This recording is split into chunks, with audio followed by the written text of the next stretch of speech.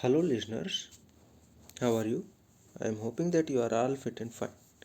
Hello बच्चों, हम पढ़ रहे हैं भाई traders kings and pilgrims. We are studying traders kings and pilgrims, व्यापारी, राजा और श्रद्धालु। तो भाई हमने पिछले जो सेशंस थे उसमें पढ़ा भाई जगने की कहानी भाई शुरू हो रही है। वो क्या क्या उम्मीदें लगा रखी है उसने, ट्रेडर्स के बारे में पता किया भाई ट्रेडर्स कौन होते हैं। उसके बाद भाई हमने देखा भाई जो नॉर्दर्न ब्लैक पॉलिश्ड वेयर और जो दूसरी चीज़ें जो हमें मिली हैं कैसे मिली हैं भाई, और उनसे भाई हमें कैसे पता चला कि भाई ये पुराने टाइम की हैं। और रोम से हमारा जो संबंध था हमारे देश का वो किस तरह से हमें पता चला। और उसके बाद भाई संगम साहित्य के बारे में हमने देखा भाई, उसमें से हमें पता चला भाई किन किन चीज़ों का व्यापार किया जाता था उस समय पुराने टाइम में। और उसके बाद सी रूट्स हमने पता किए भाई, किस तरह से जो व्यापारी थे उन्होंने सी रूट्स नए नए सी रूट्स खोजे, और ताकि दूसरे स्टेट और दूसरे कंट्री से दूसरे किंगडम से ट्रेडिंग कर सकें, व्यापार कर सकें। उसके बाद हमने देखा भाई जो किंग्स थे, नए नए किंग्स थे जैसे चोल, चेर, पांडे, सातवाहन, किस तरह से उनका विकास हुआ और उन्होंने अपनी किस तरह से नीतियाँ चलाई हुई। अब आज का जो टॉपिक है वो है हमारा the story of the silk root. जो सिल्क रूट है, जो रेशम का मार्ग जिसे कहा जाता है, उसकी कहानी, उसकी क्या कहानी है, उसके पीछे क्यों कहा गया, देखते हैं चलिए। The rich glossy colors of silk as well as its smooth texture make it highly valued fabric in most societies. Rich and glossy colours of silk मतलब बहुत ही कीमती। Glossy colours of silk, glossy colours मतलब बहुत ही चमकीले चटकदार रंग, बहुत ही सुंदर रंग। As well as it's smooth texture, और उसके साथ साथ स्मूथ टेक्सचर मतलब उसकी जो बनावट थी वो बहुत ही मुलायम थी। Make it a highly valued fabric in most society, इसको अधिकांश जो समाज थे उसमें बहुत मूल्यवान बनाते थे। इसकी क्या खासियत थी सिल्क की, ये बहुत ही भाई इसके कलर बहुत अच्छे होते थे, और दूसरा इसका जो टेक्सचर था, बनावट थी, वो बहुत ही मुलायम होती थी। तो इसलिए इसको जो समाज थे उस समय के बहुत कीमती मानते थे, क्योंकि बहुत महंगा होता था भाई। Making silk is a complicated process. आज भी जो सिल्क मेकिंग है, रेशम है, उसको बनाना बहुत ही मुश्किल कार्य है, बहुत जटिल प्रक्रिया है भाई। Making silk raw silk has to be extracted from the cocoons of silk worms. और ये जो कच्चा जो रेशम है उसे रेशम के कीड़े से निकाला जाता है भाई, जिसे हम कोकून कहते हैं भाई। ये कोकून से निकल आते हैं सिल्क वॉर्म्स। किस तरह से, जो कच्चा सिल्क होता है वो कोकून से जब सिल्क वॉर्म निकलते हैं उसके बाद मिलता है हमें। एक बार देख लें किस तरह से हमें मिलता है ये देखिए, ये है कोकून, जिसे हम कोकून कहते हैं। सिल्क वॉर्म्स जिसमें से निकलते हैं किस तरह से, ये देखिए, इसमें से ये एक सेल टाइप में होता है, और इसमें से ये आपको दिखाई दे रहा होगा, ये एक कीड़ा निकल रहा है बाहर, और ये जो बचा हुआ हिस्सा है वाइट कलर का, इसे हम कोकून कहते हैं, और इसी से रेशम बनता है। जैसे आप लोगों ने मकड़ी तो देखी होगी अपने घर में, तो जिस तरह से मकड़ी अपना घर बनाती है, अपना जाला बुनती है, वैसे ही ये जो सिल्क वर्म होते हैं ये कोकून का निर्माण करते हैं। Spun into thread and then woven into cloth. उसके बाद इन कोकून से जो रेशा होता है उससे थ्रेड बनाए जाते हैं, धागे बनाए जाते हैं, एंड देन वोवन क्लॉथ। उसके बाद उन धागों से कपड़े बनाए जाते हैं। Techniques of making silk were first invented in China around 7000 years ago. अब ये यहाँ है भाई, एक इंटरेस्टिंग फैक्ट है यहाँ पे। जो सिल्क बनाने की जो टेक्निक थी, तकनीक जो थी रेशम बनाने की, सबसे पहले चीन में खोजी गई थी, आज से करीबन 7,000 साल पहले। तो चीन में ही सबसे पहले इसका उत्पादन शुरू हुआ था। मतलब इसने तकनीक खोजी थी भी किस तरह से रेशम का निर्माण किया जाए। While the methods remained a closely guarded secret for years, some people from China went to distant lands on foot. अब भाई क्योंकि ये कई सालों तक, इवन थाउजेंड्स ऑफ ईयर्स, हजारों सालों तक ये इसकी सुरक्षा की गई, इसको छुपा के रखा गया। इस तकनीक को, रेशम बनाने की तकनीक को छुपा के रखा गया था। चीन के लोगों ने छुपा लिया था दूसरे लोगों से। Some people from China who went to distant lands on foot. लेकिन कुछ लोग जो दूर दूर के दुनिया में चले गए, जो पैदल, क्योंकि उस समय गाड़ियाँ तो थी नहीं, पैदल चलते थे या फिर ऊँट घोड़ों पे जाते थे। तो वो लोग जब दूसरे राज्यों में गए, दूसरे स्टेट्स में, कंट्रीज में गए, पैदल या फिर हॉर्स बैक, घोड़ों पर सवार होके, एंड ऑन कैमल्स, और इन पे ऊँटों पे सवार होके, कैरिड सिल्क विद देम, अपने साथ वो रेशम लेके गए भाई। The paths they followed came to be known as the silk route. और जिस रास्ते से वो गए दूसरे देशों में, उस रास्ते को कहा गया सिल्क रूट, या फिर रेशम का रास्ता, रेशमी रास्ता जिसे हम कहते हैं। तो ये रेशम का जो रास्ता है वो कहाँ है, ये देखिए यहाँ पे है ये। तो आपको दिखाई दे रहा होगा, ये यहाँ पे चीन है पूरा, और इस चीन से यहाँ से शुरू होके ये जो लाइनें आपको दिखाई दे रही हैं, इन रास्तों से इन्होंने यात्रा की थी दूसरे देशों में। तो ये जो रास्ते थे, इन रास्तों को कहा गया सिल्क रूट। ठीक है, रेशम का रास्ता, रेशम मार्ग जिसे कहा जाता है। तो अभी इसमें आप देख सकते हैं भाई, जो कलरफुल हैं, जो ऑरेंज कलर के हैं, ऑरेंज कलर के ये वाले, ये है पूरा रास्ता सिल्क का, जो रोमन एम्पायर तक जाता था भाई पहले।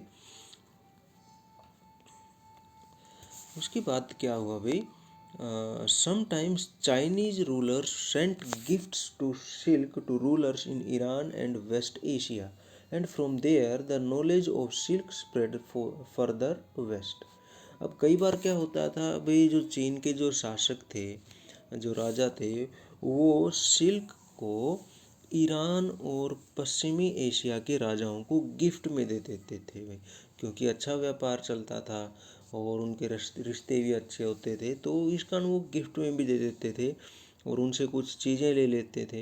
And from there the knowledge of silk spread further west. और तब से पश्चिमी देशों में silk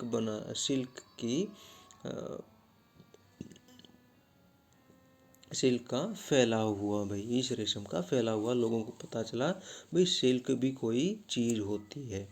about 2000 years ago wearing silk became the fashion amongst rulers and rich people in रोम।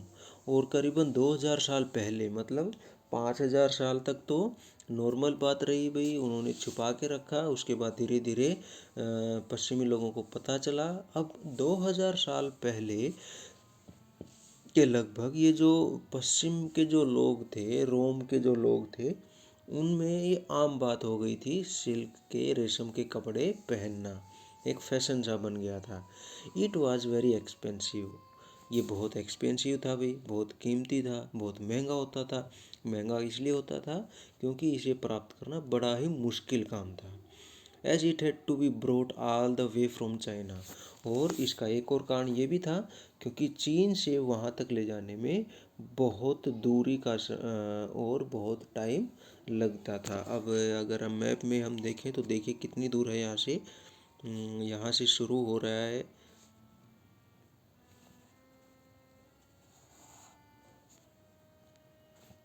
यहाँ से शुरू हो रहा है और यहाँ से शुरू होके ये देखिए कितनी दूर जा रहा है, पूरा रशिया इसने क्रॉस कर लिया, चीन भारत के ऊपर से गुजर के पाकिस्तान, अफगानिस्तान और बहुत सारे देश इनको क्लियर क्रॉस करके तब जाके ये रोम में पहुंचा है। तो इतना लंबा रास्ता, हजारों मील का रास्ता इन्होंने पार किया, इसलिए ये महंगा होता था।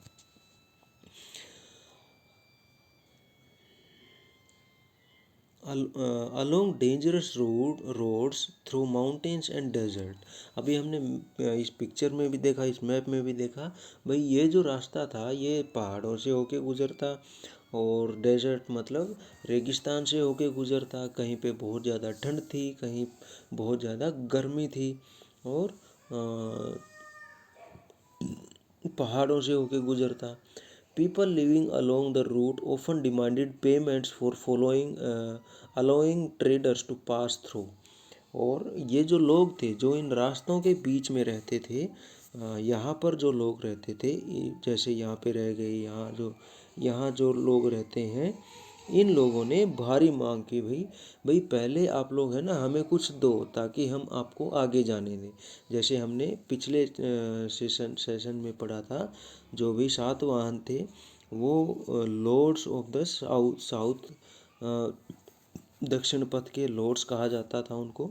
इस यही कारण था भाई, वो उनसे लेते थे, कुछ ना कुछ ज़रूर लेते थे। और जब वो गिफ्ट वगैरह या फिर उनका जो डिमांड थी वो पूरी नहीं करते थे तो उनको रोक देते थे। वैसे ही ये जो लोग हैं, ये इनको भी, यहाँ पे जो लोग हैं, ये लोग जब इनकी मांगें पूरी होती तभी इन व्यापारियों को रोम में पहुँचने देते। Look at map 6 page 76-77 which shows the silk route and its branches। अभी हमने जैसा मैप में देखा ये सिल्क रूट है। Some kings tried to control large portions of the route। कुछ राजा ऐसे हुए थे जिन्होंने इस जो रेशम मार्ग था इसको अपने कंट्रोल में लेने की कोशिश की थी, भाई अपने नियंत्रण में लेने की कोशिश की।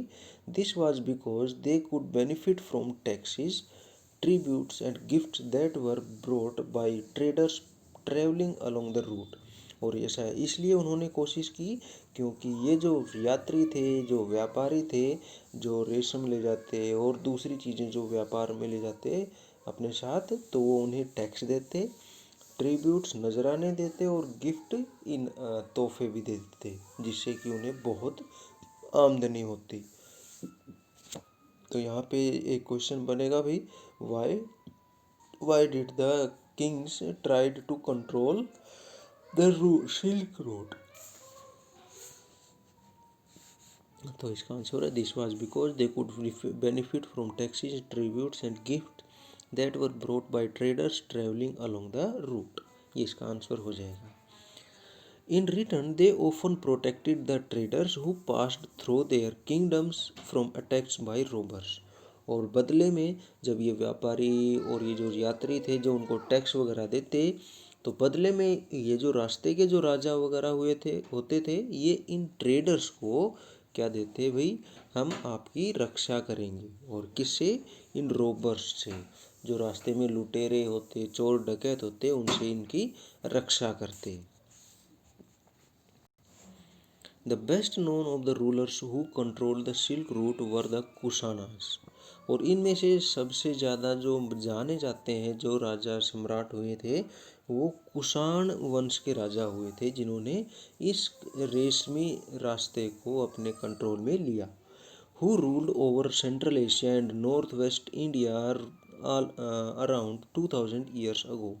आज से करीबन 2000 साल पहले ये एशिया, मध्य एशिया और उत्तर पश्चिमी भारत पर शासन करते थे। तो एक बार देखते हैं भाई इनका शासन कहाँ था। इनका शासन यहाँ था। ये देखिए जो ग्रीन एरिया आपको दिखाई दे रहा है, ये इन कुषाणों का शासन था भाई। तो यहाँ पे हम देखते हैं भाई, जो हमारा जो ये वाला भारत है, ये वाला हिस्सा है इंडिया का, इस पे शासन करते थे और सेंटर एशिया पे ये अपना शासन करते थे, क्योंकि जो रूट था वो यहीं से गुजरता था। तो इसके अनुसार तो इसके साम्राज्य में आता था और ये उस रास्ते पर अपना नियंत्रण रखते थे। ठीक है। उसके बाद क्या है भाई, their two major centres of power were Peshawar and Mathura. और उनकी जो मुख्य जो केंद्र थे ताकत के वो कौन से थे, पेशावर और मथुरा। पेशावर और मथुरा, जैसे ही भाई हम देखते हैं भाई, ये है मथुरा भारत में और ये पेशावर पाकिस्तान में है जो आजकल। तो ये दोनों इनके मुख्य केंद्र थे भाई। यहाँ पे भी इनकी ताकत थी और यहाँ भी बड़ी ताकत थी, हम कह सकते हैं भाई फौज वगैरह इनकी थी वहाँ पे। अच्छा भाई, उसके बाद है भाई Takshashila was also including in देश किंगडम। और जो तक्षशिला जो हमारे देश का बहुत प्रसिद्ध विश्वविद्यालय जो शिक्षा का केंद्र हुआ करता था पुराने टाइम में, वो भी इनके साम्राज्य में आता था।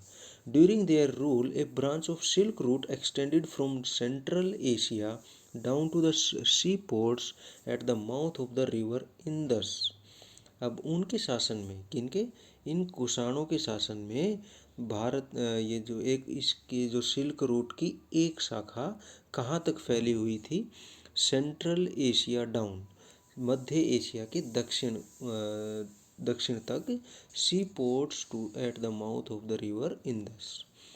जो सिंधु नदी है उसके दक्षिणी हिस्से तक, जहाँ पर वो समंदर में मिलती है, वहाँ तक इसका एक रूट पहुँच गया था। यहाँ देखिए, अगर हम देखें यहाँ पे आपको दिखाई दे रहा होगा, ये सिल्क रूट है और इस सिल्क रूट से क्या हुआ भाई, ये एक रास्ता इस तरह से आ रहा है और यहाँ तक ये सारे के सारे सिल्क रूट की लाइनें आपको दिखाई दे रही होंगी। तो यहाँ पे क्या हो रहा है भाई, यहाँ पे आके ये यहाँ पे सी पोर्ट है सिंधु नदी का। सिंधु नदी जो कि भारत से बह के पाकिस्तान में जाती है, तो उसका जो मुहाना है जो जहाँ पे वो समंदर में मिलती है, वहाँ तक ये सिल्क रूट का एक रास्ता पहुँच गया था, जैसे कि आप देख सकते हो यहाँ पे। ये जो लाइन आप दिखाई दे रही हो, तो एक रास्ता सिंधु नदी के मुहाने तक पहुँच गया था। From where silk was shipped towards to the Roman empire. और जहाँ से ये जो सिल्क था, ये रेशम था, रोमन एम्पायर की तरफ जहाज़ों में लाद के ले जाया जाने लगा भाई। The Kushans were amongst the earliest rulers of the subcontinent to issue gold coins. अब ये जो कुषाण थे, ये शायद उस समय पहले, जो भारतीय प्रायद्वीप था उस समय पहले ऐसे राजा हुए थे जिन्होंने सोने के सिक्के ढाले, मतलब सोने के सिक्के चलाए थे। These were used by traders along the silk route. और इनका यूज़ किस लिए किया जाता, कौन यूज़ करते थे, इनका यूज़ करते थे traders along the silk root. उस सिल्क रूट के साथ साथ या उस सिल्क रूट पर जो भी ट्रेडर्स जाते, जो व्यापारी करते, वो इन सिक्कों का यूज़ करते। तो उसके बाद था भाई, why do you think it would have been difficult to use carts along the silk route. हमें ऐसा क्यों लगता है कि भाई जो गाड़ियाँ थी, जो कार्ट थे, जिसे हम छकड़ा गाड़ी कहते हैं, बैलगाड़ी या ऊँट गाड़ी कहते हैं, वो इस रूट पर चलाना मुश्किल क्यों था, क्योंकि हमने अभी देखा भाई वहाँ पर पेड़, जंगल थे और ये हिल्स थी, माउंटेन्स थे, डेजर्ट थे। तो हर जगह ये जो कार्ट्स थे इनसे जाना मुश्किल था, इसलिए बहुत मुश्किल थी कार्ट से यात्रा करना। Silk was also sent from China by sea. Trace the routes on map 6. What do you think about would have been the advantages and problems in transporting silk by sea?